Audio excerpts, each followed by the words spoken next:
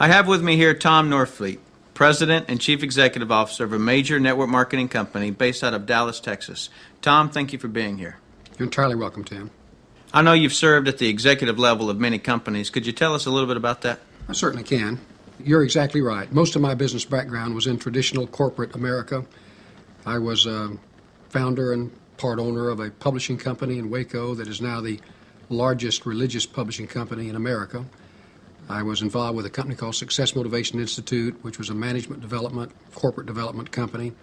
Spent a number of years in the commercial real estate business, developing office buildings in Houston, Dallas, San Francisco, that type of thing. How'd you become acquainted with network marketing? Well, Tim, I perceived an outstanding opportunity when the government deregulated AT&T back in 1985. There was a company that had a contract to bring residential and small business customers to Sprint and determined that network marketing would be a good way to access that. And I was asked to take over the national marketing assignment for that, and we did that and generated about 2 million customers for U.S. Sprint, recognized then the power of it. Tom, more and more Fortune 500 companies are using network marketing, as well as startups, as well as new people coming into network marketing. Why do you think that is? Well, I think that, first of all, they're learning that it works. Secondly, they're learning that it's quick. Third, they're learning that it has some real economies of scale. It reaches a lot of people that are hard to reach any other way, and they're finding that it's profitable, and they're smart enough to accept it and to adopt it. Tom, we hear all the time that network marketing is a more efficient method of distribution. Can you explain that? Well, probably the focus on that is how quickly you can cover the country with distribution of your product. Any other method of distribution basically involves the opening of branch offices, the staffing of those offices, the location of facilities, the location of warehouses, and that type of thing. Whereas a network marketing organization employs the activities of thousands of people, each with their own business, taking the responsibilities of that. Very, very efficient from a corporate viewpoint. I've heard a lot of sales reps ask the question, why aren't there territorial rights in network marketing? Well, Tim, that's a very understandable question coming from their heritage and corporate background.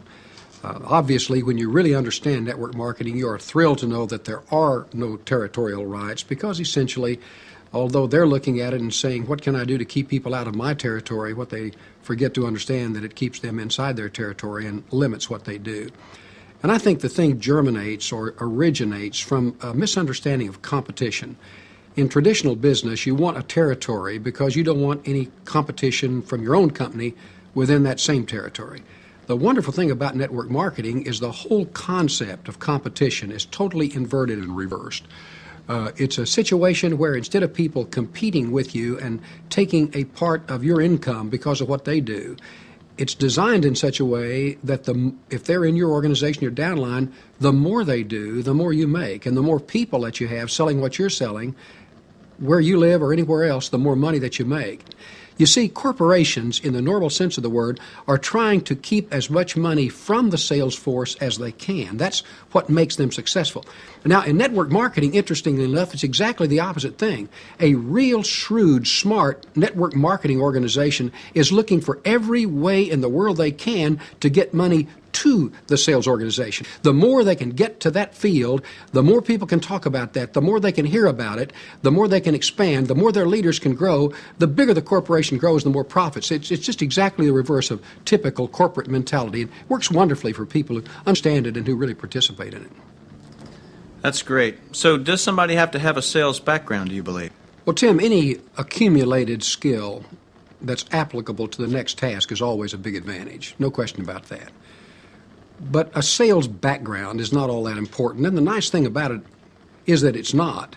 The exciting thing about network marketing is that it's a people-to-people business, and people use more of their people skills than they use their sales skills. And I found that sometimes the most successful network marketing people that I've ever observed are people who really don't use sales techniques, and they don't use sales strategies, because most people are perceptive enough to see that when it happens, and they don't like that.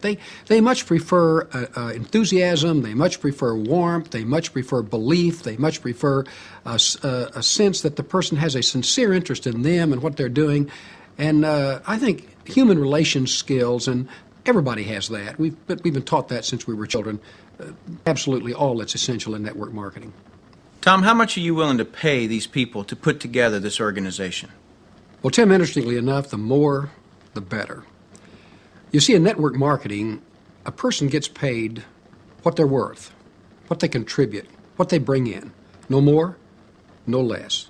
The great thing about network marketing is if you're good, you get paid. And if you're not good, you can learn to be good. You can learn from somebody else. And the reason that people earn so much money in network marketing is because the system is designed in such a way that the principle of multiplication and duplication is working for the average individual. And so that compounding, that ever-widening multiplication and duplication of activity and talent with a compensation plan that's designed to pay upline on a lot of that is what generates these very, very large checks. So what's the largest check you've ever seen paid out? Well, the largest check that I ever had anything directly to do with paying out was a monthly check of about $1,250,000. That's not typical. In fact, that's extraordinary, but it's not unprecedented.